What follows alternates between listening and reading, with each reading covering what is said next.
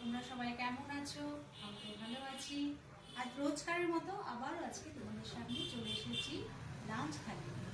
দেখো, আমার সাদা ভাত দেওয়া রয়েছে। আজকে ভাতের উপরে লেবু লঙ্কা দিয়ে রেখেছি।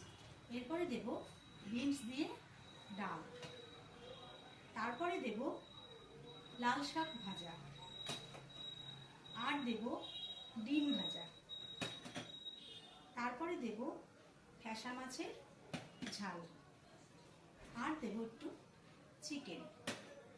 এটা চিকেন কষা নয়, চিলি চিকেন। তারপরে দেব চাটনি, আর দেব রোজকারের মতো শেষ পাতে টক দই। সাদা ভাতের ওপরে লঙ্কা লেবু দিয়ে রেখেছি ডাল দিয়ে খাওয়ার জন্য।